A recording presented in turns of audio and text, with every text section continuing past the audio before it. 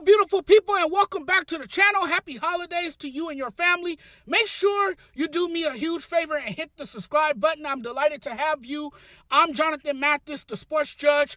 Thank you for your time and for coming in. Penn State throttles SMU, sets up college football playoff quarterfinal versus Boise State. We all know Penn State is usually well-rounded enough to win games, even if it's against an easy-to-beat opponent. That showed in that particular game. It's still alarming when you have the worst play calling and situational management from James Franklin, who has been vilified by the Penn State fans, students, alumni, and everybody involved with the program. The talking point could be that Penn State can't win against a better opponent, as they will now face a strong Boise State team. Okay, so Penn State finally looked like a team that can survive the field of 12 teams. And when you look at games like that, and there's some controversy whether SMU should have been in and Alabama should have been in, well, if Alabama had handled their business, there wouldn't be any controversy. We won't have this conversation. The committee decided they should be in, and not Alabama and SMU got in. The result is what it is, but there's no guarantee Alabama beats Penn State. If you control the controllables, then you get in the college football playoff. But they didn't take care of business, so SMU locked up a playoff spot and unfortunately ran into a very good Penn State team. And that's not me saying SMU wasn't good, but they were certainly no challenge for James Franklin's team. And with the increased level of competition as Penn State advanced to play a very good Boise State team, Penn State could fall to a better team. That's all I'm saying. If we go based on history, we know that James Franklin just doesn't know how to coach in big games versus top 10 opponents. That's the narrative. That's something to keep in mind and watch as they now take on number 3 Boise State in the Fiesta Bowl on December 31st. For Penn State, it was just about the best game you could have. And now that that's out of the way, mistakes, terrible play calling, and poor situational football versus Boise State could loom large. Of course, that game isn't a gimme, and Penn State can very well find themselves out of the playoff with a bad night at the office, if not up on their game.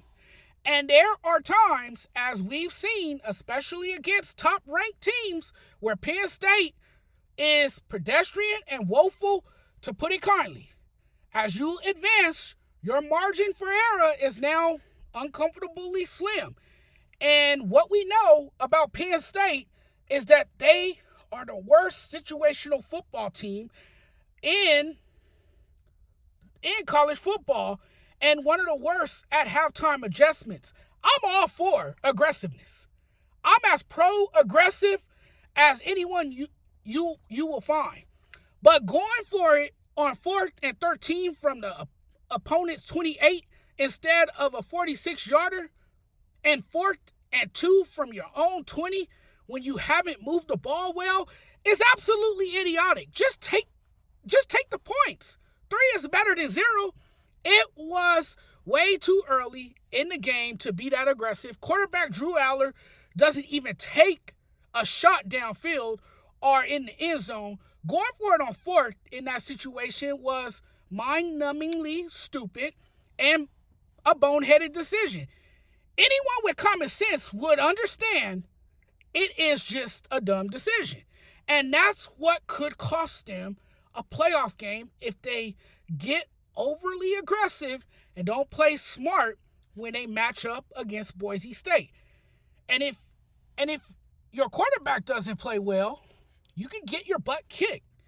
Aside from the play calling at times, Penn State's win was encouraging to me. I still had to point out the negatives, but there were a lot of positives as well looking at this game. We all know defense wins championships, offense, wins games. We finally got to see Penn State impose their will. And for all the criticism James Franklin gets for not being able to beat top 15 teams, Penn State beat who they're supposed to beat. And again, James Franklin had his moments where he tried to give SMU a chance to make it a game, like he tried to get SMU back in the game. It has been especially frustrating for Penn State fans considering that Franklin finds a way to give the game to the opposing team. This team knows how to lose big games. Every snap is magnified and mistakes can prove fatal. And then came perhaps a favorable matchup when Penn State's defense was just too much for SMU. For the first time in program history, Penn State is moving on to the college football playoff.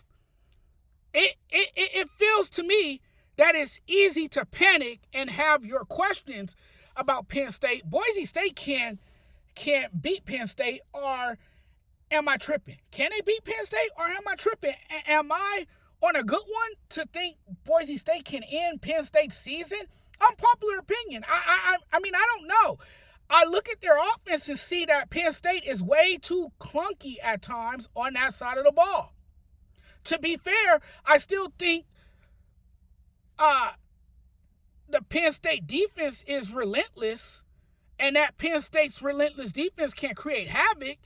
Talented, big, physical, it reaffirms why I still believe Penn State is well positioned to win this game. It's hard to imagine Ashton Gently, and let me give him his flowers. The brother is special.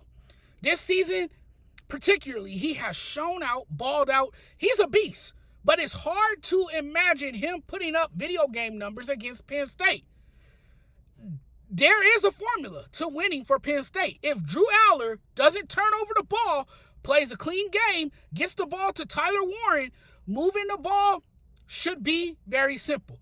On top of that, Penn State can lean on the shoulders of a defensive unit that can apply a lot of pressure and create a lot of problems from Boise State's run game.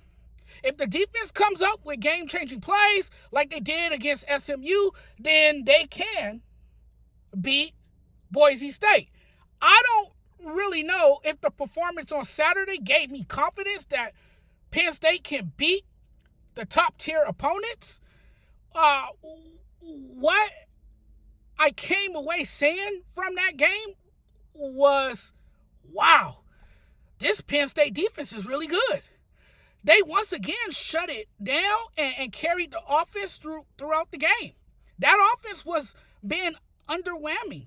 It's been the signature disappointment of the James Franklin era, that offense. That offense, once again, kind of had an underwhelming performance. What's exactly special about it? What's so special about that offense? There was a new occasionality to the Penn State offense that wasn't there, and that was 0 turnovers from Drew Aller, who did a great job of not making the mistakes, played clean football. That's what you're going to get from him. Allen is up and down. He has the highest passing efficiency rating and the lowest interception rate ever at the school. And so what I see from them is still the lack of explosive plays. Their performance against SMU was still in it for at least going into the third quarter. When defense suddenly turns offense, that's where Penn State beats you. They rely heavily on their defense. In large part because of the defense, Penn State controlled the game from the opening kickoff. Penn State stoned SMU on 4th and 1 at Penn State's 19-yard line to end SMU's first offensive drive. On SMU's next possession, Penn State linebacker Dominique DeLuca returned an interception, 23 yards for the first down. That was the first of two first-half interceptions for DeLuca.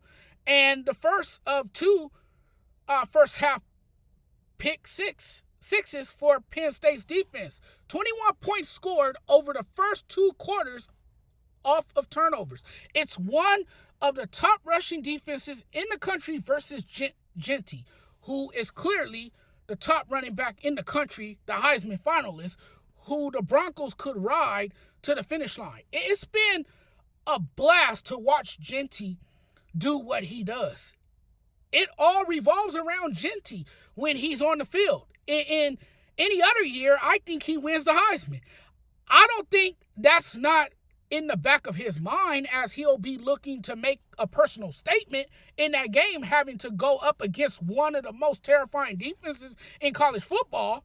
It's like he can single-handedly take over games, and opposing teams know this because Genty has defenses stacking the box every game. No matter how teams prepare for him, by loading the box, Genty obliterated defenses. So this is going to be interesting to see. Make no mistake, Boise State is a very good football team, but so is that Penn State front seven. They're incredibly disciplined. You can get off the field on third and get big stops on defense. Now, the question is, can you stop Genty and a red-hot Boise State team? It's a team riding an 11-game winning streak into the college football playoff. We know what the Penn State defense can do to opposing teams. It's the Penn State offense that I lack confidence in, because that offense is way too clinky, as I said earlier. Impressively, Penn State got the win without playing a complete game. The defense certainly won it for them. I can't wait to watch it all unfold on New Year's Eve at the Fiesta Bowl. Okay, everyone. Thanks for watching. Really appreciate it. That's a wrap. Have a great rest of your Monday. We'll talk again very soon. Oh, and before I go, don't forget to hit the subscribe button for your boy. If you guys are watching this on TikTok, you guys know what to do. Hit the follow button so you guys can keep up with the latest content and get updates on what's happening in the world of sports. But guys, I thank you guys so much. I'm out of here now. You guys take care. Enjoy the rest of your Monday. Take care, everyone. Talk again very soon.